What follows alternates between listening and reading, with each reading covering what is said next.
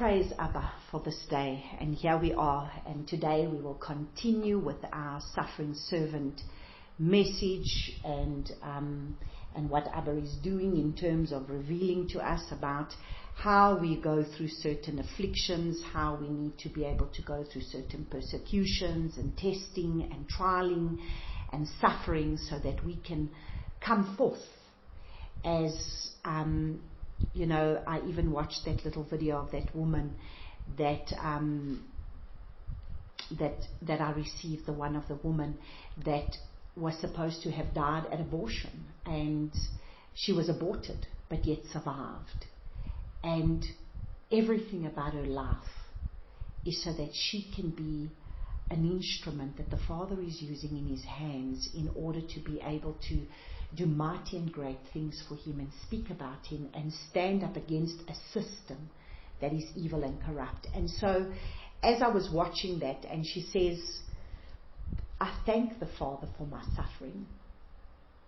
I thank Him for everything that I've been through, and that this was meant to be so that I can today fulfill the purpose and the plan that I have for Him to fulfill through me. And so that just inspired me a little bit more to make me understand that yes, there is a process that each and every one of us have to go through for us to birth and become who we were created to be. And Father is looking for a testimony. And there's no testimony without a test. So there's no triumph without a trial. So we all are going to have to be tested to be able to build that huge testimony that He wants from our lives. And we're all going to have to go through certain trials so that in the end we may triumph and receive the crown that He has to give us as we overcome. So let us start in prayer. Abba, I just want to praise and thank You. I thank You for this day, my Father. I thank You, my King. I thank You for who You are, as You are great. You are awesome, that there truly is none like You. Thank You, Father, for the hour that we are living in right now, that this is truly exciting times. That for those that are in the world, this is a time of such darkness and such uncertainty and such fear. But for those that are in You, it is a time of such great excitement, and where we can look forward to ruling and reigning with You as the days draw near, knowing that Your coming is very close. And we are reminded, Abba, that yes, there's many things that we have to go through, but there's an excitement in knowing that there is a journey that lays before us, but that journey we do not do alone. We do it with You. You taking us by the hand and leading us step by step, day by day, bringing us into the fullness of the destiny that You have ordained for us. And I thank You, Father, that destiny is a great and mighty destiny, because no matter what we go through, it's for the glory and the honor of Your name. And so we praise You and we thank You for this. And we thank You, Abba, that as we continue to unfold this message and look deeper into this word, that You would just continue to reveal to us, as I know that there are just so many people in this hour that we are in that are going through great trials and great tests. And there are others that are now starting to see the light at the end of the tunnel. But it doesn't matter where we are in this journey, that we know that all things work together for good, for those that love You and are called according to Your purpose. And so I just want to thank You, Father. Thank You that in everything that we go through, it is nothing in comparison. Whatever it is that we go through in this lifetime, it's nothing in comparison to the kingdom to come, where we can finally reign and rule with You. All of this is for a greater purpose in the end. And our reward is not necessarily what this earth will offer us, but for what You want to give us when it's all been said and done. when you come and reign and rule for that 1,000-year millennial reign. And so we just want to thank you, Abba, that in this day that you will speak to my mind and speak through my lips and reveal your purposes and your plans, that this is your word, and that you would open it up to us so that we may see the deeper things that is in this word, so that we may know you in a more intimate way. Reveal to us who you are, my Father, as we truly want to be those that will know you and walk with you. And that you will be able to do the deeper work in us, shaping us, molding us, so that we may become everything that you have created us to be. So that we may be an instrument being used in your hand for the glory and the honor of your name, to truly expose the darkness in this world, and that you may be able to use us in whichever way to do that. And so I just want to thank you, my Abba. I thank you for everything. And I thank you for these teachings and for what you're doing in this hour. We praise and we thank you for this in Yahshua's name. Amen. Amen. So today we will go a little bit deeper, as we're really now going to start looking into a lot of the scriptures in the New Testament. And this is really, when I started looking at these scriptures, that I started saying, where have I been? What have I been taught? Because I don't know, somehow we seem to have all these scriptures in the New Testament, but we somehow overlook them, or we don't zone in on them. We actually rather like to talk about all these other scriptures and look at what is around it. But to zone in on these kind of scriptures is not a popular thing to do in this day and age. Because let's rather focus on how much the Father wants to bless me, not to say that He doesn't bless us. Oh my goodness, He blesses us out of our socks. It's like I said to someone on Saturday, on the Shabbat, that I said to them, you know what? The fact that you have breath in your body, the fact that you are alive, the fact that you are still, you're not even sick in your body, you have every reason to thank Him. You know, every single time I walk now in this time that we're in, and I look at the beautiful green grass. And as I was talking to this man, and I said, you know, a couple of months ago, we were in a severe drought, and we're still not even out of this drought. Because I think the dam is still only sitting at 39%, so we're not even out of this drought yet. And every time I see these clouds rolling up together, and I see this beautiful green grass, and I see these little birds drinking from that little bit of water that's now been left around, I tell you something, I rejoice. And I thank my Father, because it reminds me of how faithful He is. It's not even about what He does in my life, but it's about what I see Him doing around us. And for that, I thank Him for it. Because a couple of months ago, you know, even just as I came back from Israel, you know, everything was dry. And it was hot, and there was no water. And even as I was looking at His creation, I was really, really crying out to Him, not even so much for me, but for His creation. I remember sitting and how I was giving my dog some water, and then some water was spilling over as I was busy filling up my dog's bowl to give him water, and there comes this little lizard, and how I saw this little lizard just, you know, running to be able to just catch a few little drops of this water, and then when the water made a little bit of a puddle there on the water, so I like poured out the old water and put the new one in, and it was rolling in this little bit of water, and man, that just made tears run down my face. As I said, Father, not for me, but even for the little lizard. Look how excited it is over a little bit of water.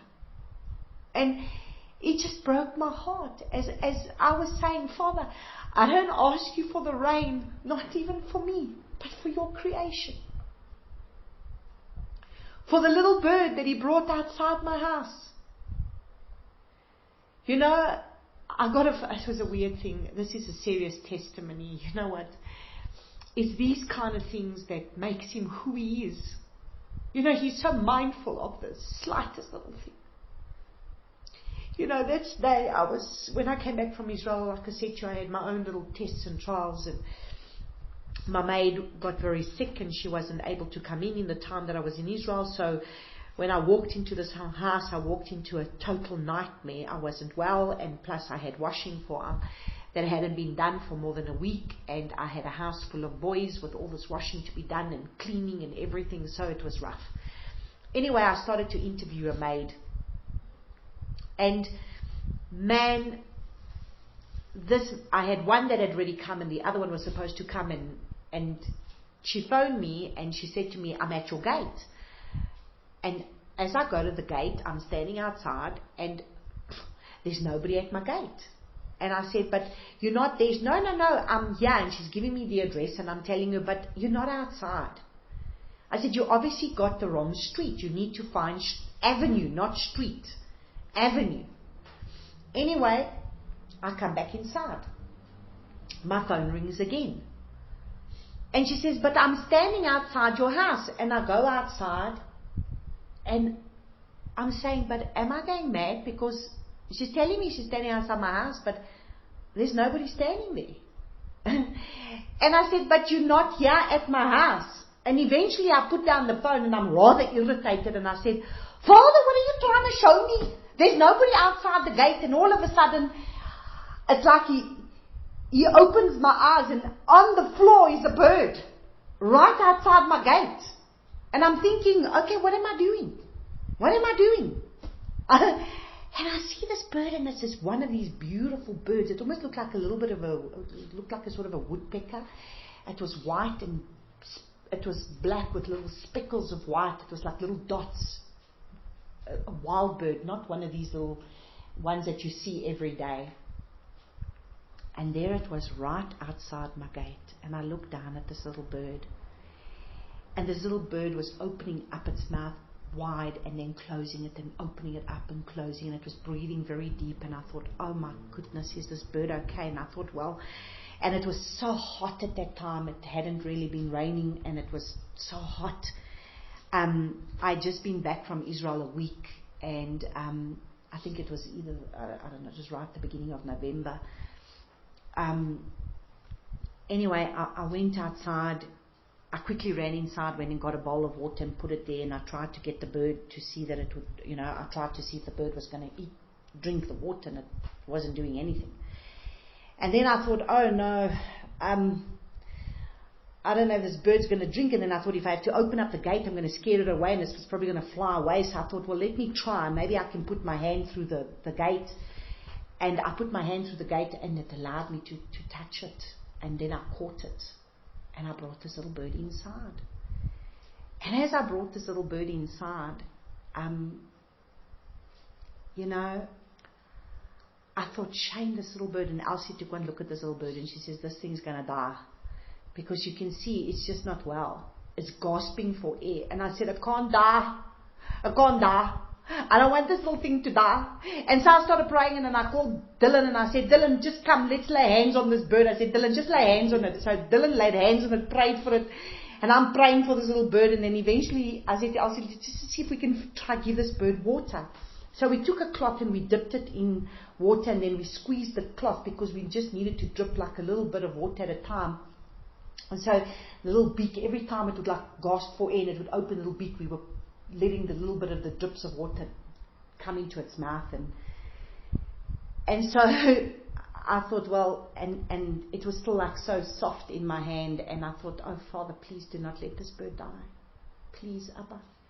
And I had just been receiving the little posts everywhere that were saying, so many birds are dying because they don't have water because of the drought. Please put bowls out of water for the birds. And I'm looking at this, I'm saying, Father, please don't let this bird die. And then I did something crazy.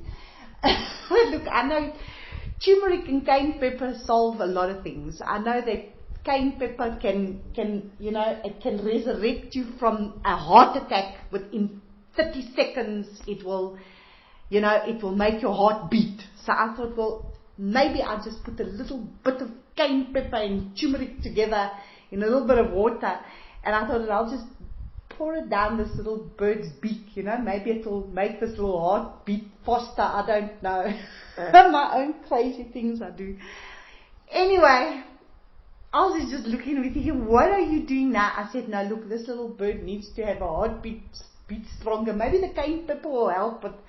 So now I'm taking a teaspoon and I'm just dripping the little bit of the water with the cayenne pepper in its beak.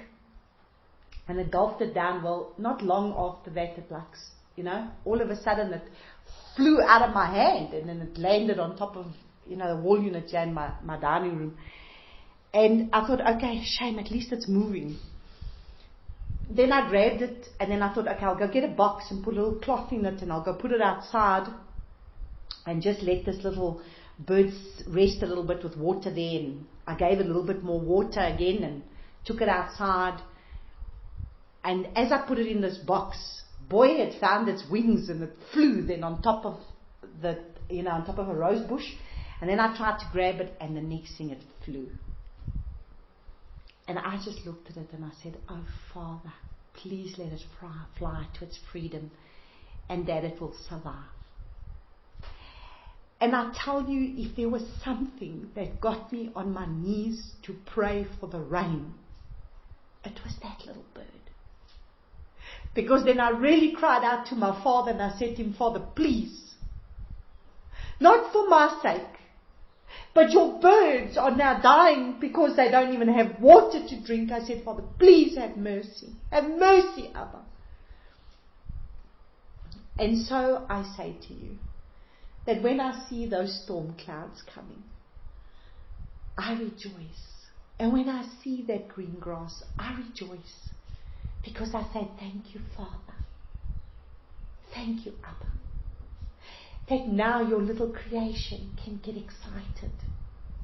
The flowers are happy, the grass is happy, the birds are happy, the butterflies are happy, those little things. It's not even about sometimes humans, but just that we can be mindful also of Abba's creation. Because He gave us authority to take care of them, so that we are the ones that were to take care of them in Genesis already. And so that's what we need to do. And so you see, we have so much to be able to be grateful for, and sometimes these are the little things that come in our lives where the Father is just trying to open our eyes. I'm receiving a phone call and the woman's telling me I'm outside your gate. And I'm saying, you're not. And I'm getting irritated. And instead of me getting irritated, the Father's trying to say, okay, fine.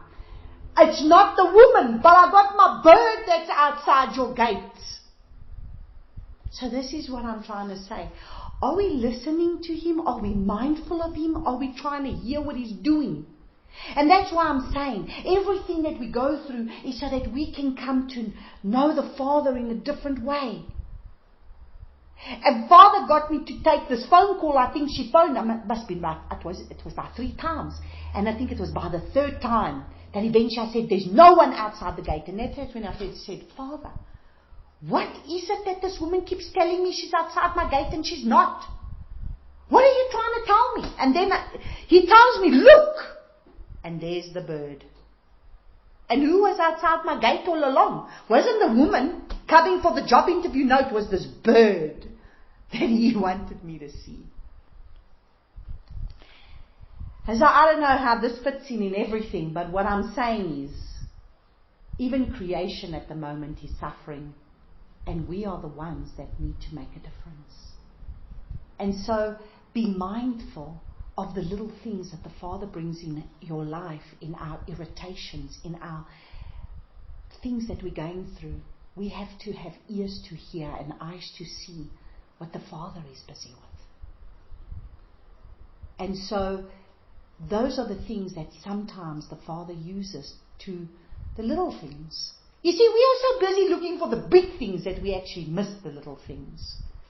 And it's in those little things that can sometimes bring us to our knees so that we really pray a prayer that's a fervent prayer. I mean, I'm not going to say that I hadn't prayed before. I had been praying for rain. I've been praying for rain for a long time. But there was something that really put a fervent prayer in me. And sometimes we need to be shaken to that. And so what I'm saying is, what is it that comes into our lives that finally gets us to that place of where we will become fervent in allowing Him to do what He needs to do, or go through a suffering, or go through something? Because it's like I was saying this morning. I was sharing this morning and I was saying, sometimes it's like, what will it take before the Father gets our attention? What will it take? It's like the Father's trying to get our attention, but we're not always listening. So, today we're going to start reading in John chapter 16. So we start looking a little bit deeper into the fact that we will understand that in this life, we are going to have things going on around us constantly, that we are going to be tested, we are going to be trialed, we are going to go through many things, so that the Father can reveal Himself to us, so that the Father can reveal His character to us, and so that the Father can speak to us, and so that the Father can see, are we faithful to Him? And these are the things that He wants us to understand, that there's things that are going to come, and it's going to shape us and mold us to become who we were created to be. And so we're going to read John chapter 16 from verse 20 to 22. And this is Yeshua speaking. And He says, "Truly, truly, I say to you, that you shall weep and lament, but the world shall rejoice, and you shall be grieved, but your grief shall become joy. The woman has grief when she's in labor, because her hour has come. But as soon as she has given birth to the child, she no longer remembers the affliction for joy that a man has born into the world." So you see, just like we've been through affliction with this drought, it's been hectic. The drought was hectic. But now we rejoice when we see the water. We rejoice when we see what the Father is doing around us. I mean, isn't it such a blessing to your ears to be able to lie in bed at night and hear that thunder, and wake up in the morning and everything is fresh and beautiful. You now have joy, but we had to endure this serious heat and serious drought and see these things around us. So we need to understand that the world might not even be, they're not even mindful of this. Do you think, I see people around us, they're not even mindful to even try and spare water or save water. Do you see how people in the world, I couldn't believe that here we are going through a drought. I just come back from Israel. We're going through a drought, and here my neighbor behind me, he's putting a sprinkler system on because he wants to water his grass. I thought, I can't believe this. This is beyond me. But you see, the people of the world will not even be aware. They're speaking it over the news. They're speaking it everywhere, but they're not mindful because they don't care. Because their lives is about themselves. It's about me, myself, and I. Don't worry about if the other one is not going to have a drop of water to drink. And this is what I kept saying to my family members. Every single time you take a shower, just remember, you better make sure that you're in that shower and out of that shower and use as little water as possible, because there might come a day that you open up that shower tap and there's nothing running out of it. And then you'll wish every time you'd had a shower that was less time. Because you need to become mindful that this is not about you, but about others. And so here we see where He says, but once the woman has given birth to the baby, her grief is gone, because now the baby is coming to the earth and now the grief is gone. And so this is exactly what the Father wants to get us to understand. We go through this timing of suffering, but when we finally get out of it, we will have joy. And we will be able to be grateful for things that we were not grateful for before. I can tell you now, I was never grateful to see the green grass. But every time I drive out of this house and I look at that green grass. I've never seen it with the same eyes that I see it now. Because this time last year, did we even see green grass? No. The rain only started coming. It was close to February when the rain started coming last year. Remember, January was so hot. We had nights that it was 30-something degrees at night. And everything around us was dry. Now it's bad enough I already come from Israel and have the dry. Because when we go there, we come back. And the whole time that we're there, it's they've just been in summer. So summer is when they have their dry time. So everything dries in summer, and then their winter, their autumn and their winter is when they have the rain. So by the time it comes to springtime, everything is beautiful and green and luscious because they've just had all the rain in the winter. So by the time we get there, we're coming right at the end of summer, which everything's as dry as what you can get. So you see just dry everywhere.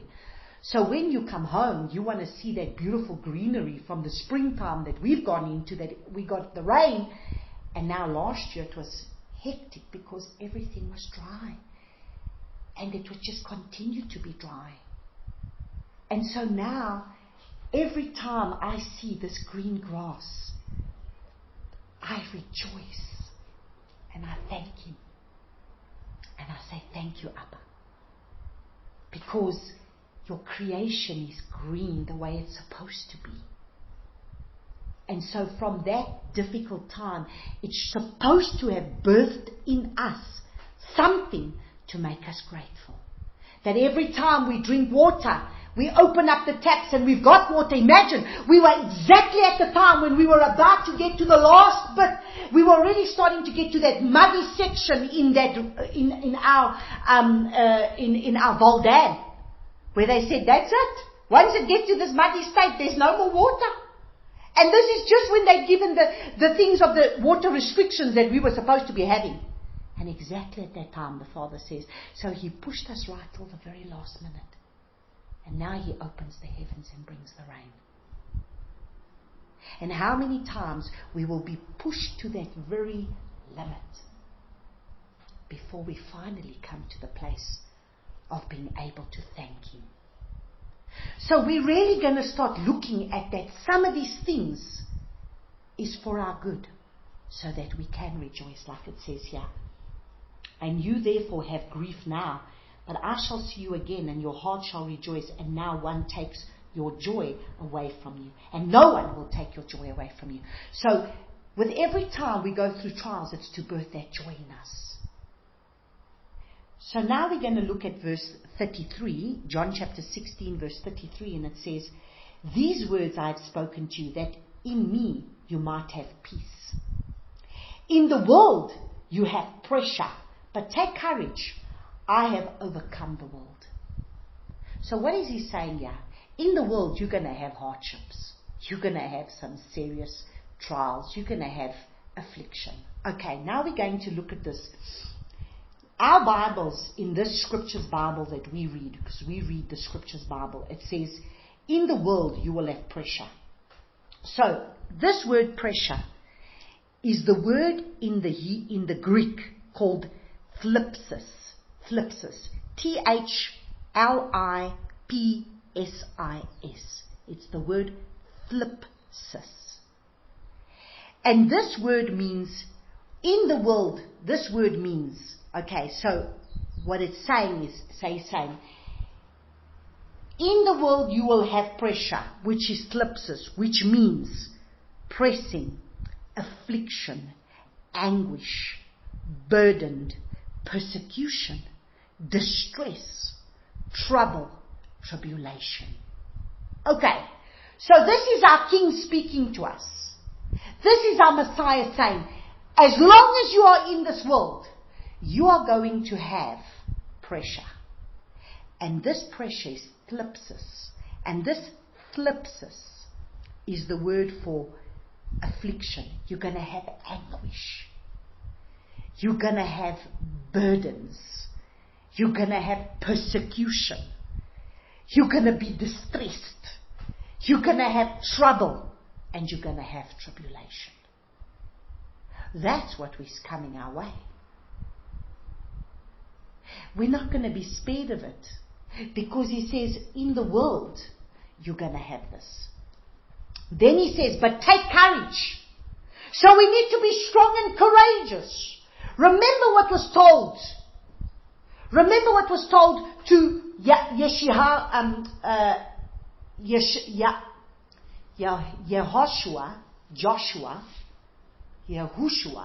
Joshua, what was told him in Joshua chapter 1, where he turns around and he says that be strong and courageous. So we are told in the book of Joshua that Joshua was to be strong and courageous. Be of good courage. So even though we're going to have affliction, we're going to have pressure, we're going to have tribulation, we're going to have distress, we're going to have trouble, we're going to have anguish, he says, take courage. Don't back out. Be courageous. He says, I have overcome the world. So take courage, because I have overcome the world. There, I have overcome. Now that word overcome, we're going to look at that word quite a bit in this teaching. That word overcome is the word nikao, which is Nikao, nikao. And the AO has got a little thing on top of it, like in the Portuguese you say the It's like the same as if you say AO with a little thing on the top is And it means to conquer, to be victorious over all his foes, hold fast their faith even unto death, against temptations and persecutions, to win a case and to prevail. And you know that 17 times in the book of Revelation, it says, to those that overcome, to those that overcome, to those that overcome. So what are we called to be? Overcomers. And what do we need to overcome? The trials, the tribulations, the persecutions, all these things, the trouble, the anguish. We are to be courageous, because he says, if he overcame it, should we not overcome it? We'll look at that scripture just now. We're going to look at it now. We're going to see that no servant's greater than his master. So if he overcame it, does that mean we don't have to overcome it? If he went through it, so will we. So now let's look at John chapter 15, verses 20 to 27.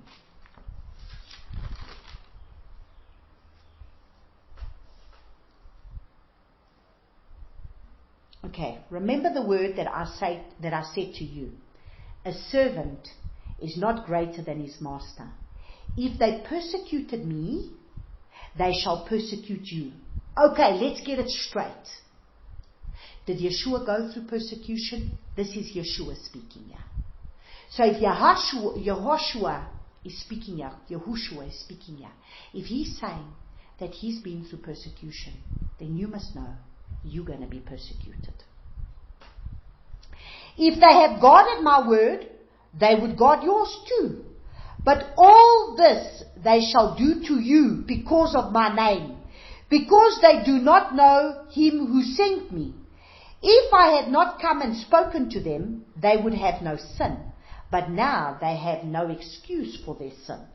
He who hates me hates my Father as well. And if I did not do among them the works which no one else did, they would have no sin. But now they have both seen and have hated both me and my Father. But that the word might be fulfilled, which has written in the Torah, they hated me without a cause. And when the Helper comes, when I shall send to you from the Father the Spirit of truth, who comes from the Father, he shall bear witness of me. but you also bear witness, because you have been with me from the beginning. So there you see, he's saying clearly, a servant is no greater than his master. So he says, in the world, you are going to have this thlipsis. And this thlipsis is, you're going to have pressure. You're going to have anguish. You're going to have persecution. You're going to have distress. You're going to have trouble. You're going to have tribulation. But don't worry, because guess what? I have overcome the world. So if he went to overcome, do we have to overcome? Absolutely. Because this is what we were needing to be. We need to conquer, to be victorious. Is that not what it means to be courageous? You need to be courageous for what? So that you can be victorious, isn't it? So that overcome is the nikal, which is to be victorious over all his foes, to hold fast to their faith. So even when Yeshua was hanging on that at the stake, did he lose his faith at any time? As a matter of fact, he did cry out and say, my Father, why have you forsaken me? And then afterwards he turns around and he says, Father, forgive them, for they know not what they do. I mean, he knew. I mean, he said, my Father, why have you forsaken me? My Eluah, why have you forsaken me? I mean, we are all human. When we're going through these things, I'm not going to say that we don't cry out. I mean, hello, let's look at David. We saw David was crying out in the Psalms that we looked at last week. But we need to understand that if he went through it, so will we. And he's saying clearly over here, but all this they shall do to you because of my name, because they do not know him who sent me. So if you are one who truly knows his name, which is one who truly knows his authority, and walks in that authority, that name carries an authority. Because once you know his name, you have his authority that goes with it. And if you're truly one who lives for him, who knows the character of that name, remember, the name has everything to do with the authority and the character. So the more you know his name, the more you know the character and the authority that comes with that name. And once you start to know the character, you start to have that character change your character. Then if they hated him, they're going to hate you. If they persecuted him, they're going to persecute you. And why do you have to go through this? Because you're going to have to speak to them. You're going to have to tell them the truth. Because look what he says. If I had not come and spoken to them, they would have no sin. But now they have no excuse for their sin. So you see, we need to be able to speak out, to expose and tell the truth. So that in the end, they'll have no excuse for what it is that the truth has come out. That's why the Father wants to have a witness. A witness to be able to speak of the things that he has done, so that they cannot turn around and say, I didn't know. It's like even when I was like Noah on the ark, and he said to me, I sent them servant after servant after servant, but they didn't want to listen. So the Father's forever sending servants. Whether you have ears to hear, that's the difference. But he will always send servants to speak. And he's got various ways of speaking. Don't put him in a box. Please don't put him in a box. Because he can speak even through the most heathen person that will go straight to you if he wants to speak. Because remember, he even spoke through a donkey when he wants to speak. So we're now going to look at John chapter 13.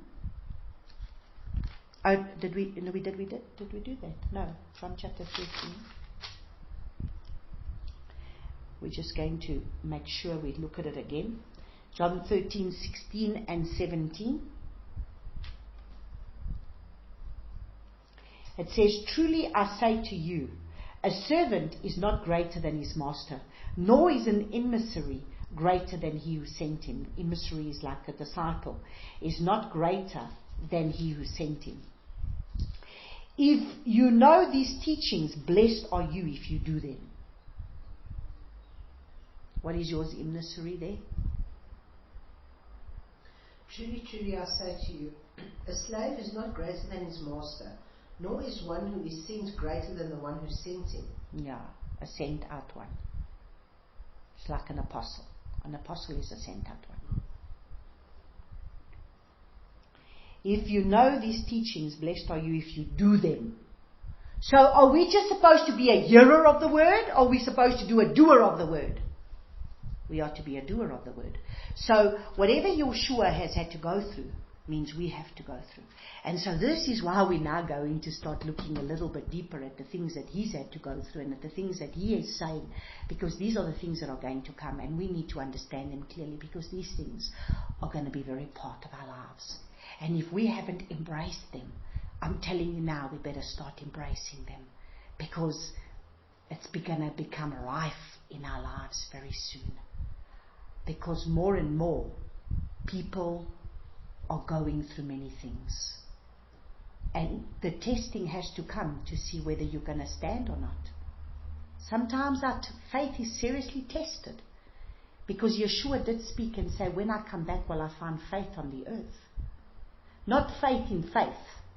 Faith in my picture that I put up on the wall that he needs to give me this. But faith of when, doesn't matter how bad it looks, will I still trust him and believe in him and hold on to the hem of his garment, even if he's not answering my prayer right now. And boy, that was a movie that I watched last night. Sure, did I watch a powerful movie. I think it's called Miracle from Heaven's Miracles. I think it's called Heaven's Miracles. I tell you how a family gets tested in their faith and what they're willing to go through. And eventually, it's only natural for you to lose faith when Father's not answering your prayer, and when your 10-year-old child is suffering to a degree that the pain is too much that she's even asking to die because she can't bear it anymore. And there comes a time that she even says, are you even there? Where the mother turns around and says to the father, are you even there? So you're going to be, if you're really looking for the Father, sometimes you might have to go through a major test for you to find the Father. Because it's one thing going to church every Sunday and, we are in the little pews and, we pray our little prayers. And then when something goes wrong in your life, all that religion and all that Christianity that we've had gets put to the test to see, do you truly believe in all of this that you've been preached to? Do you truly trust the very one who they talk about? Let's see if you do. And then the carpet gets started taken out from underneath you, like this family. And boy, it was not easy. It was not easy. It's got a beautiful ending, but it's nail-biting to the very end. To see how a family gets torn apart. Imagine you've got 3 daughters and the middle daughter gets sick, and now how do you take care of the other 2 when you have to take all your attention for the one? And what are you prepared to sacrifice for this child? And to what degree are you willing to go? And you're crying out to heaven, and heaven is silent. And her questions, why would a loving God, why would a loving Alua not want to heal a little girl that loves him so much and prays to him and loves him? Why would he not want to heal her? You see, there's a prayer that many pray. And what you are tested in till the very end. And believe me, he only brought the answer at the very end, when they at the place of where that's it, there's nothing more to do. So we're going to look and see that we sometimes have to endure through many things because it builds our faith, and we're going to need that faith, and we're going to need to know who he is. Because the deeper we look in this, we understand that the disciples were not spared of anything. So what makes us think we are greater than them? That's the thing that really gets to me, is that when I can look and think that if the disciples were not spared of it, what makes me think I'm going to be spared of anything? And yet, I truly would like to be one of his disciples. Truly I would. But to be one of his disciples, there's two things that's a criteria to it. You need to deny yourself, which means you're really not on the throne. You need to pick up your cross, which means that there's hardships coming your way. And you need to follow him no matter what. So let's look at Matthew 10, 16 to 40.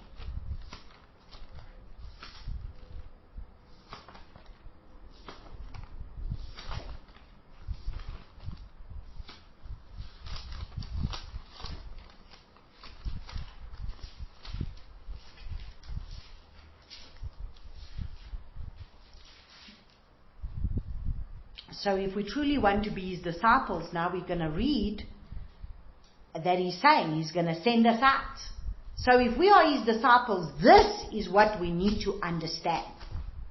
So many of us we believe that we are his disciples, but we don't understand what it truly means to be a disciple. And so, as I was reading through this, I thought to myself, Father, you know what? I don't know where this really gets taught us. It's scriptures that we read. But it's almost like we take it for someone else and not for ourselves. So, let's look. See? I send you out as sheep in amidst of wolves. Therefore be wise as serpents and innocent as doves. But beware of men, for they shall deliver you up to the Sanhedrins and flog you in their congregations. So we need to understand, we're going to be, the minute you're standing, the minute you are a disciple that's doing that, which you are denying yourself, which means you're no longer on the throne, where you have picked up your cross and you are going to follow him, understand, these are the things that are going to come your way. They're going to do what? That beware of men, for they shall deliver you up to Sanhedrins and flog you in their congregations. So they will start to stand up against you. And you shall be brought before governors and sovereigns for my sake, as a witness to them and to the nations. So understand, the more you start to speak truth, the more you start to stand for truth, these things are going to come your way. And that's why we will look after this. We're going to look at Matthew chapter 24, because this is what is leading up to what's going to take place in the not too distant future. But when they deliver you up, do not worry about how or what you should speak. For it shall be given to you in that hour what you shall speak. For it is not you who speak, but the Spirit of your Father speaking in you. And brother shall deliver up brother to death, and a father his child, and children shall raise up against parents, and shall put them to death. Now, we always read these scriptures, but it's almost like, this isn't for us. Do you understand? This is not for us. No, this is for someone else. Really? Why is it for someone else? If a servant is not greater than his master. If this was done to Yeshua, why is it not going to be done to you? And the only reason why it hasn't been done to many people at this point in time is because many of us have not really been living in truth. I mean, it's been this gospel of where we just love. Let's not offend anybody. Oh, let's not be able to ruffle anybody's feathers. Oh no, let's not say something that someone wouldn't want to hear. Because I guarantee you, the minute you speak one thing out of your mouth that's truth, people are going to come up against you. They will. Believe me, they will. Oh, they will. If it's not, I've even had someone say to me, no, it's the way you say it. Oh, this used to be the thing right in the beginning years ago. So I spent hours trying to say, okay, Father, can I maybe just say it a little bit different? Maybe if I say it different, maybe if I can say it in the utmost love. I've tried every angle. I've still been persecuted. Doesn't matter which way I say it, because truth is truth and truth hurts. And that's just the bottom line. So whether I'm saying it as loving as I possibly can, or whether I'm saying it as straightforward down the line as I possibly can, which is more the type of person I am, the truth is still going to hurt the person that you're speaking to, because guess what? It's going to hurt. Because it comes to cut. Like the sword that separates the bone from the marrow. And it's going to hurt. And so that's one thing that I've come to understand, is that you're always going to get persecuted for speaking truth. No one is going to speak truth that doesn't get persecuted for speaking it. Especially if they're speaking to somebody that doesn't want to change. Especially when they're speaking to somebody that is liking what they're doing. Then they don't want to hear that truth. See? It's better to believe a lie. So we carry on. And they shall put you to death, and you shall be hated. Listen carefully. And you shall be hated by all for my name's sake, but he who shall have endured to the end shall be saved. Oh my goodness, he who shall have endured to the end shall be saved. Now, I'm not going to go into detail there, because when I get to Matthew chapter 24, we're going to go into detail with that word endure, so that we understand what that word endure is, because that word endure is very important, because it seems to come up quite a bit. But he who shall have endured to the end shall be saved. And when they persecute you in the city, flee to another. For truly, now remember what he says, and you shall be hated. That's a strong word. People will actually hate you for speaking the truth. They will hate you for taking them out of what they know. They will actually do this thinking they're doing it for the Father, because you are speaking lies. Why? Because people want to protect themselves and protect what they know, and they don't want the truth. We're going to look at that. For truly I say to you, you shall by no means have gone through the cities of Israel before the Son of Adam comes. So yeah, he's talking about end times.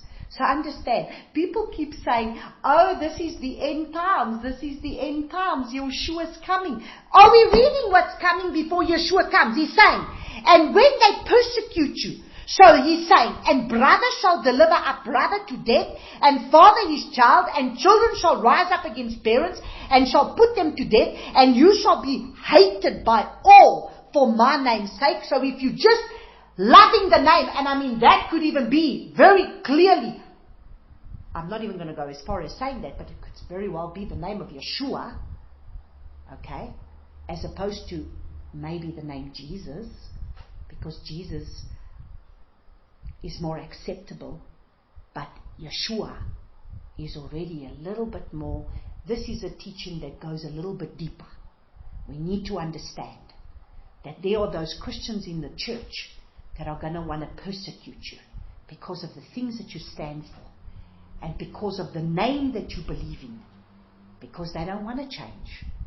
Understand, right now we are in the hour and the season where his name is being revealed. And that I can do a teaching on just of its own. The name, his name being Yahushua. Yahushua. Or Yahshua. Because it's his name. And the Father's name is being revealed. We are in the season now. So there cannot come a time that they're going to say, oh, we didn't know. We didn't know. I'll tell you on Just on Shabbat, I had people come over here, they came to my door, I have people that come ring my bell, and they came to my door. And so it's always an opportunity for me to be able to share with them. And believe me, I prayed for them, and I said, I pray in the name of Yeshua. And they're looking at me as if to say, now who the heck is that? Because they've never heard this in their lives. And I said, you know him as Jesus. But that was a Greek name given him. And he's not Greek. He's a Hebrew. He was born from a Hebrew family. And he was an Israelite. From the time that the Father chose Abraham, Isaac, and Jacob, he chose an Israelite people, Hebrews. And he comes from Hebrews, and he was given a Hebrew name that has a meaning. And his name is Yeshua. Whether you say Yeshua or Yahushua, I would say the correct way is really Yahushua, because he's Yahoo. Like you say Yirmiyahu, like you say Yeshayahu, like even Netanyahu. So it's Yahoo. And it's so interesting that this, I'm telling them, and they're looking at me. But before they left, they said, what is his name again? Please just tell us. We just want to make sure that we write it down. I say, just remember, Yahshua, Yahushua. Whether you say Yahshua or Yahushua, remember Yah. The Father is Yah. It must be Yah. And they were so accepting of that name. So you see, Yah clearly says, truly I say to you, that you shall by no means have gone through the cities of Israel before the Son of Adam comes. But before that you are hated for my name's sake. But he who shall have endured to the end shall be saved. You'll have to endure to the end. I don't know what Bible people read, because I read this Bible. It says, those who will endure to the end. When we start to look at the word endure, and when we start to look at all these words, we will understand that really we're not going to be spared of much. I don't know. We seem to have this thing where we're going to fly out of here. We're going to be spared of everything, but Yeshua was spared of nothing, but we're going to be spared of everything. His disciples were spared of nothing. His prophets have been spared of nothing, but we are the chosen elect. We are truly the chosen elect of the last days that are going to be spared of everything. Because understand, we're more holy than all of them. Can you understand? We're actually more holy than all of them. We are more holy than the prophets. We are more holy than Yeshua. We are more holy than all of them. We are more holy. We are more holy than the disciples themselves. Because we will be spared of everything. We will be spared of everything. That's how holy we are. I don't know. People will need to tell me what Bible they read. Because this is at the point when persecution will come our way. I've stood in a place where a man really came against me and said, who are you? Because now I was coming up against his little theology that he has read about his rapture. I said, don't even go there with me. I'm not even going to go there on that issue. I said, you mentioned that name and I don't even want to hear it. Don't go there with me. I said, please go back and read your Bible. Put down your theology of what man has taught you and read your Bible. And allow the Ruach of Yahuwah to lead you. Stop listening to what man says and listen to what he says, and you'll know a thing or two. He's telling you straight. And you shall be hated by all for my name's sake. But ye who shall have endured to the end shall be saved. And when they persecute you in this city, flee to another. For truly I say to you, you shall by no means have gone through the cities of Israel before the Son of Adam comes. Comes. So he's talking about a future time. He's not talking, people understand to me, but this was for the disciples. How can it be for the disciples if he's with them at the time? He's saying the Son of Man, Son of Adam, he's referring to himself, comes. So this is a future thing. And the taught one is not above his teacher. Okay, there we see clearly. Alright, a taught one. A servant. One who is a follower of Yeshua, disciple. is not above his teacher, nor a servant above his master. Now I ask you something. Please, will you tell me? If my Messiah says, in this world you shall have trial, tribulation, persecution, what makes me think I am going to be spared of everything? I need to go through nothing. And I actually have the right to get upset with my Father when I go through it. I actually have the right. Because this is what's going on at the moment. I will actually point my finger to heaven. I don't know what Bible we're reading, because when I read this one, it says it is not enough for a taught one to become like his teacher. Now it says a taught one is not above his teacher, nor a servant above his master. It is enough for the taught one to become like his teacher, and a servant like his master. If they have called the master of the house Beelzebub, how much more those of his own household? I mean, there was my son working in a school that he has been in since grade 1. Right until matric, that this principal has known him. And he's worked there. She's known him. And now she's saying that everything he's doing is demonized.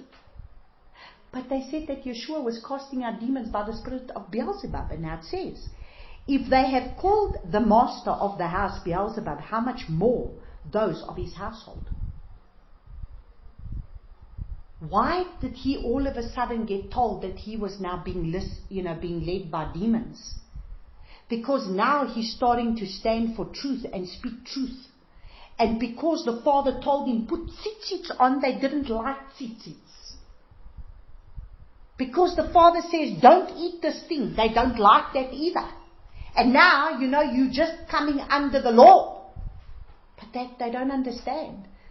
This is the truth. And if the Father speaks to you, and He tells you that this is what you need to do, it became too much. And now when we start actually telling people they must stop sinning, I mean, really? No, that's not, you can't say that. Really? Where are we now? I don't know. Therefore, do not fear them. For whatever is covered shall be revealed, and whatever is hidden shall be made known. That's why the latest thing the Father said to me, what you see is not what it is. So whatever you're seeing in the surface is not really what it is. Because there's hidden things behind it. And you need to ask me to reveal what's behind the things that you're seeing. What I say to you in the dark, speak in the light. And what you hear in the ear, proclaim on the housetops. And do not fear those who kill the body, but are unable to kill the being. But rather fear him who is able to destroy both being and body in Gehenna. Now understand, there's many people that would rather not speak. And they say, oh no, really go look and see why you will not speak. Do you not fear man? I think one of man's biggest problems is the fear of man. I think the reason why there's not enough truth being spoken is because people fear what people think and what people say. When you get past the place of stop fearing man, then the Father can truly do something with you. Because you either fear him or you either fear man.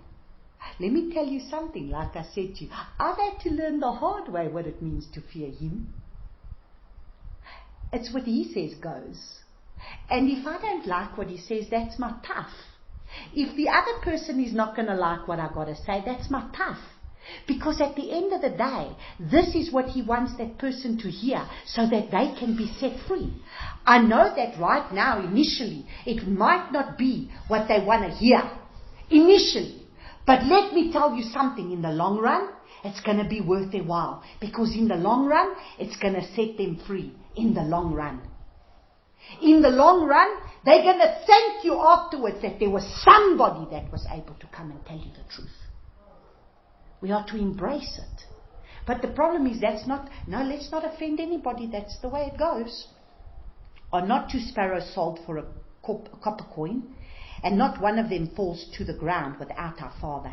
And even the hairs on your head are all numbered. So do not fear. You are worth more than many sparrows. So what is it that we fear? We've got nothing to fear. It doesn't matter what you're going to go through. It doesn't matter what you're going to go through. Your Father is the one who's in charge. Your Father is the one who's counted the very hairs on your head. Tell me something that He doesn't know what you're going through. He does. He does. It's like, you know what, it's like, I remember someone giving me this little story, and this stuck with me. And it's like it's like a mother that takes her little baby, like myself, when I had when Dylan was a baby, he had a lot of, he used to suffer a lot with, being in hospital with croup, and it was bronchitis and all of this. And, he started all of this when he was like 6 months old. And, when the nurse would come to want to put the drip in him, he would be looking at me, screaming at me. And he's standing there looking at my child and wanting everything in me to spare him of that suffering that he's suffering right now. But yet I know that if he doesn't put that drip in his arm and be put in that oxygen tent, it's not going to heal his little lungs at that time. And that's exactly what it is many times with our Father. There as a mother, I would want everything in my power to remove that from the nurse. I would see as she's putting that little drip into that little vein, and the child is screaming blue murder, and he's looking at me with eyes as if to say, why are you allowing these people to hurt me? And me as being a mother, I would be looking at this, and sometimes even tears running down my own face, because I would want to spare him of this. And I can see he's looking at me as if to say, but Mom, why are you allowing them to do this to me? But yet you have to stand and allow him to go through that, because you know that in the long run that medication is going to be needed for him to get better. And that's our Father. Do you want to tell me that our Father doesn't look at us squirming like a worm? How many times we're squirming like the worm, and He's sitting there saying, my child, I would love right now to be able to remove this from you.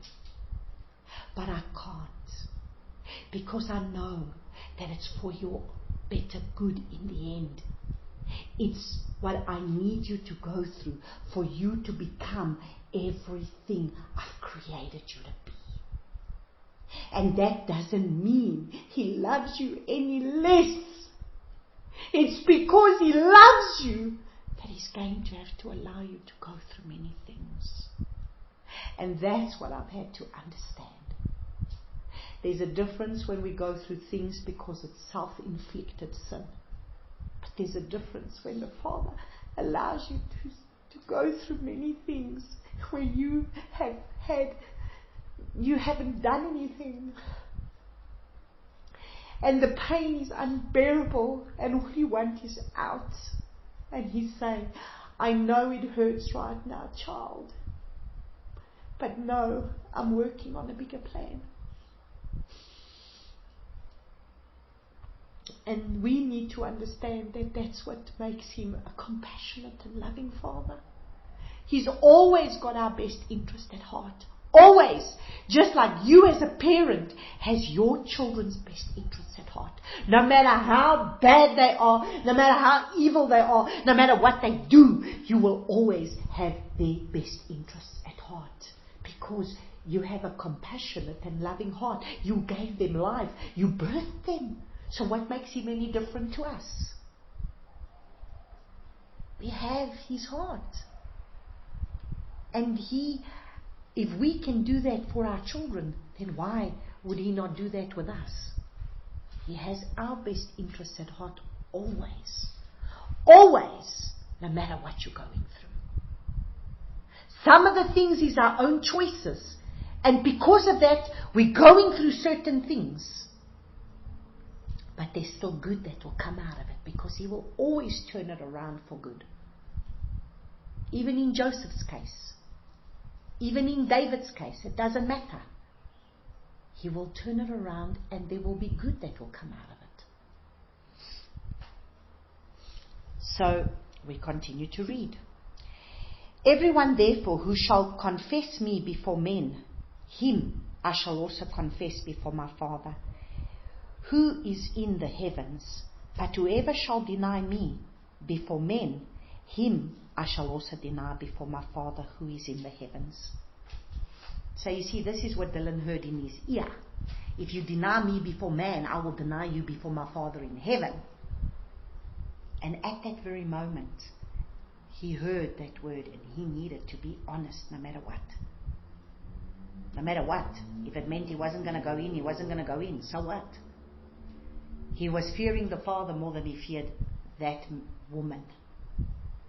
That thought she had the authority that is of Alua. But when the Father says, my will be done, his will be done. Now he says, do not think that I have come to bring peace on the earth. I do not come to bring peace but a sword. But isn't it interesting? Right now, what's the word that you're hearing? It's the man that's putting everything together for peace. Let's bring all the churches together. Let's bring all these religions together for the name of peace. Let's sell the land of Israel for peace. Let's give away more land for peace.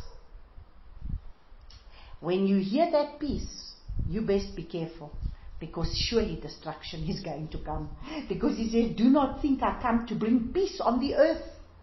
Isn't that amazing? But now is this not opposite to everything that we're hearing right now? Oh no, the Pope is the man of the hour that's been raised up to bring unity in the church for the sake of peace. And so this Antichrist is going to raise up and he's going to be a man of peace. To bring peace. Amazing. You know, even in this country we had a man that was so hailed. My goodness. The way they exalted this man that brought peace. My goodness, I want to see that peace in this land. Because I don't see it. That peace is a false peace. Because peace is a person and his name is Yeshua. And if he turns around and says, I come to bring a sword, then you must know. He's come to bring a sword. And that sword is the punishment. It's punishment. It's war. He comes to bring punishment. He comes to bring war, not peace. And it's the sword of the truth. You need to be able to know that he stands for everything that's truth. And he will come and divide everything that's not of truth. For I have come to bring division. Now this is our master. This is Yeshua speaking. Understand? This is not, this is Yeshua. I have come to bring, he says, for I have come to bring division. A man against his father, a daughter against her mother, a daughter-in-law against her mother-in-law, and a man's enemies are those of his own household. Now, sometimes we read these things and we get amazed because we think, wow, how could Yeshua speak this? You know what? For I have come. So many times what we do not understand is that we actually read scriptures, and what we don't understand is that it looks like it's being spoken for the first time. But no. So when Yeshua speaks something like this and he says, for I have come to bring division, a man against his father, a daughter against her mother, a daughter-in-law against her mother-in-law, and a man's servants are those of his own household. Do you know where this comes from? This comes from Micah 7 verse 6. So it's already spoken in the prophets. So the prophets have already spoken it. So if we turn to Micah, let's just turn to Micah. So Yeshua was actually quoting directly from the books of the prophets.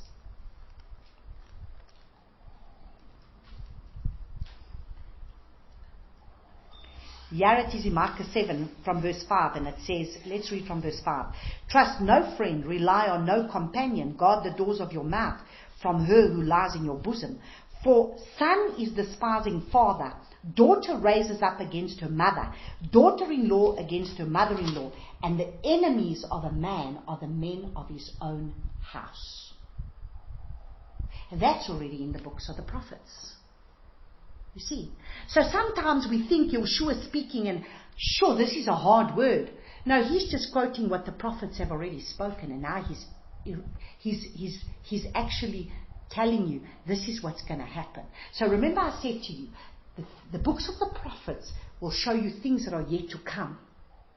Show you things that's already been and things yet to come. So Yeshua is speaking future things, and he's speaking current things, and he's saying this is what's going to be. And the prophets have already spoken it. And he's saying, for I have come to bring division. A man against his father, a daughter against her mother, a daughter-in-law against her mother-in-law, and a man's enemies are those of his own household. Now understand, when those disciples started to serve and follow Yeshua, I mean, if there were any family members that didn't agree with all of this, do you think they were with him? No.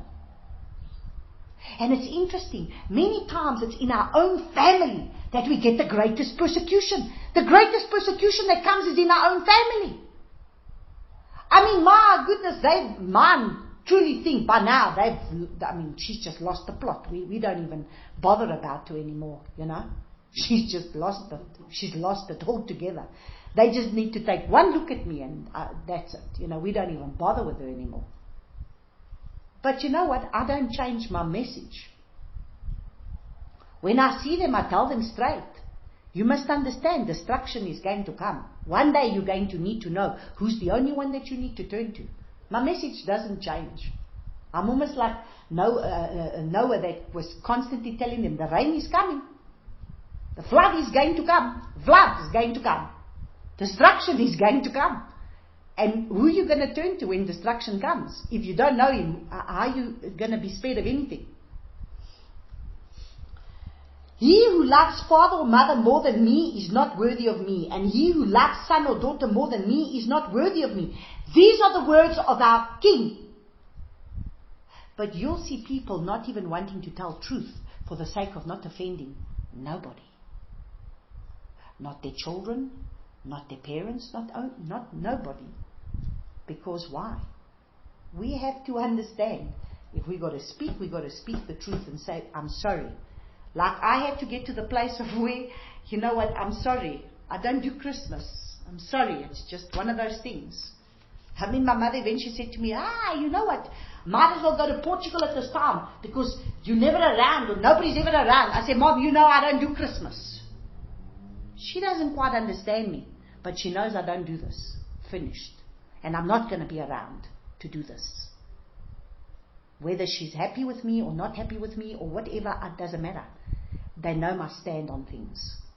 And if this is the way it's got to be, it's the way it's got to be. It's just the way it's got to be. And he who does not take up his stake and follow after me is not worthy of me. So you see, the stake is the cross. And he who does not take up his stake, his cross, and follow after me is not worthy of me. He who has found his life shall lose it. But he who loses his life for my sake shall find it. So why are we trying to gain everything of this life? So we're trying to pray to him to give us everything. Meantime, we've got to lose everything. You see, it's called the upside down kingdom. Misty has a beautiful song. It's called the upside down kingdom. You've got to gain it all to lose it all. You gain everything to lose everything at the end of the day. So what are you trying to gain? It's not to gain it all. You've got to lose it all. He's not trying to get you to gain it all. He's trying to get you to lose it all. See, in the world, you're trying to gain it all. But in his kingdom, he tells you to lose it all. It's an absolute upside down kingdom. He tells you, he who has found his life shall lose it. But he that has lost his life for my sake shall find it. So the one who truly gives up everything for him, that is the one who finds true life. That's true life.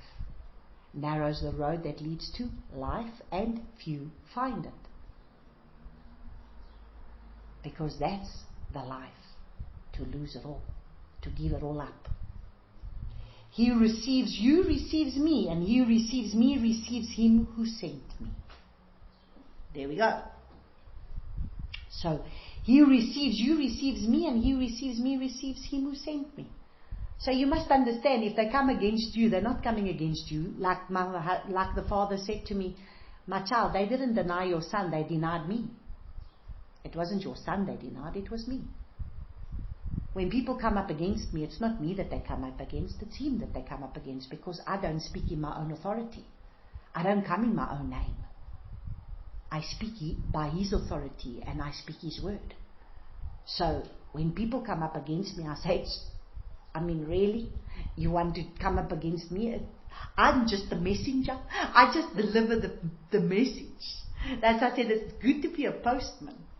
A postman just leaves the package, you just deliver the message and that's it. Nobody needs to see you, know you, or whatever. You just deliver the message. I'm just a postman to deliver the message. What the people do with the message is not my problem. My problem is to be the postman to deliver it. Finished. What they do with it is not my problem. They might never see me, they might never know me, they might not even know my name, it doesn't really matter. Do you know who your postman is, what his name is? You don't know, you just get the letter that comes in the post box. So that's the way it's supposed to be. You're just the one who delivers the message. If you want to receive it, you receive it. If you don't want to receive it, you don't have to receive it. Look at what he said when he sent out the 72. He said, go to all these places. If they don't receive you, dust your feet and move on. It's that simple. Who are they denying? Do you think they deny you? But you see, we take things too much to heart. We become too ownership over everything. It's not you that they come against, it's the word that they come against, because they come against him. His word is truth. His word is truth. He is the spirit of truth. So it's him that they come up against. Because the more of him is in you, the more they're not going to like you. Because he's in you. And it's not you that they don't accept, it's him. Because that's what he's saying over here. He who receives me, he who receives you receives me. Why? Because it's him that's in you. Okay. Now we're going to start, today we're going to just start with Matthew chapter 24 and then we will proceed. Or should we maybe I should just leave it for next week. I think it's something that we need to start and work through it without having it to be interrupted. So I think what we'll do is we will just end here for today, and then next week we pick up, and then we really start going into Matthew chapter 24 step by step, and then we really start going into further scriptures so that we may be able to look into this message that the Father has given for us to understand that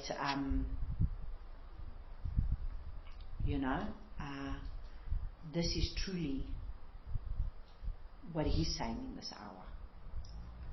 So we need to understand that, I don't know, when the Father told me that I was to do this message, it's really because he's saying, Natalia, you need to start preparing my people for what's coming. It's not my job to know when. It's not my job. He doesn't always tell me when. He didn't tell Noah when the flood was going to come. He told Noah to tell them that the flood was coming. It's not my job to know when all this is going to happen. I see too many people going into too many timelines and too many things. I don't know. I just tell you the things that he says to me. So if he says we have now entered Jubilee, or this is the end of the Jubilee, and we are now in the age of the Spirit, then that's what I say. But I'm not going to put timelines to things and say, oh no, you know what, he's going to come this time and that time and this thing and this thing. I don't think that's the most important thing, because at the end of the day, he says he will shorten the days. And, and no one knows the day, no one knows the hour. He's the one who is in control. And at the end of the day, if he still wants to give time, because he's a merciful and loving Yahuwah, he will do that. It's not who am I to turn around and say, well, hurry things up now, speed it up, because you know what, I'm tired, I want to, I want this over with. We need to understand. I think this is why sometimes, this one gives a timeline of that, and that one gives a timeline of this, and I think we just need to understand something. Many times it's like He doesn't really get us to even know the timing, in the sense of where He is still a lure, and if He wants to give more time because of His mercy towards the people that need to come in, then who are we to say He could not do that? So we cannot stick Him in a box and put Him in a timeline and say, well, Father, because of this and this and this, you need to do this and this and this. I mean, really now? He is a lure. Except for when it comes to Daniel, that He specifically said 70 years, then Daniel could bring those 70 years before the Father and say, this is it. Because He had given a time of 70 years. In our case, the only thing we can do is bring Scripture before Him and say, Father, this is what your word says, this is what your word says, this is what your word says. Like Daniel, bringing Scripture before the Father in the things of what need to come. But we are to understand that He will do things in His timing. And so, I just know that I am seeing things unveiling before my very eyes. I mean, this morning I was horrified when I'm seeing now a friend of mine putting on my one WhatsApp group a Barbie doll that's now Shiva, and another one that is Baphomet. And I mean, I cannot believe to the degree of where darkness has increased. No, let me not even say I cannot believe, because when I was on that ark and He said to me, your eyes will see things you wish you'd never seen, and your ears will hear things you wish you'd never heard. When you're now going to start getting children playing with Shiva, which is the goddess of destruction and destruction. That's the goddess of Shiva, the one that's of this, what's it called? This thing that they're using now, that they're being able to go into the atmosphere with this, what's it called? This portal thing that they're opening up. CERN. The CERN. That's the goddess that they're using, Shiva. And then Baphomet. I mean, Baphomet is absolutely the goat. And this is now Baphomet woman. And now we're giving these toys to our children, and now we're going to have a Father Christmas running around and giving these little children the most satanic evil things that you could think. This is when you know that truly we are like on the last of the last days. And I sometimes say, Father, how long can you stand back and look at this before you do something about it? And that's why I'm saying, I just know He's giving time, but you cannot think that time is going to extend for as long as you would want it to extend, because we don't know the day nor the hour when He will say, it's enough. It's enough. Because creation is groaning. And to me, it's more about His remnant that need to come in line. And I think that's the problem. He's more busy working with His remnant than those that are, not His. Because the remnant need to come in line. And so, yes, so these are the things that we need to understand, that the Father is unfolding many things, and He's preparing us for a purpose and a time and a plan that He's got ahead of us. And truly, once we start to go deeper into understanding Matthew chapter 24, we need to understand that these things are all coming together. But we need to look at Matthew chapter 24 in a different light to what we've really been looking at it, and understanding, just like we've looked at now Matthew chapter 10. Understand Matthew chapter 10. I never really looked at Matthew chapter 10 looking at it as end times. And this is when I'm saying, why are these things not being preached to us? Why? Because you see, these are the things that people want to avoid. And they tell them, please, don't be the one that's the preacher of the doom and the gloom. I didn't even ask to be a preacher. I'm not even a preacher. I'm just having to do what He tells me to do when He tells me to do it, and this is it. And half the time, the things He tells me to do, I don't even want to do. But you know what? I don't belong to myself. So, c'est la vie, get with the program. And that's it. So, we will close off here for today, and then next week we will continue to be able to look at Matthew chapter 24, so that we can really start to look and see what Father is doing, and we're really going to start going deeper into some serious New Testament scriptures that people have sort of like it's there, but let's not look at it because it doesn't pertain to us anyway. Okay. May you all have the blessed rest of the week. Shalom.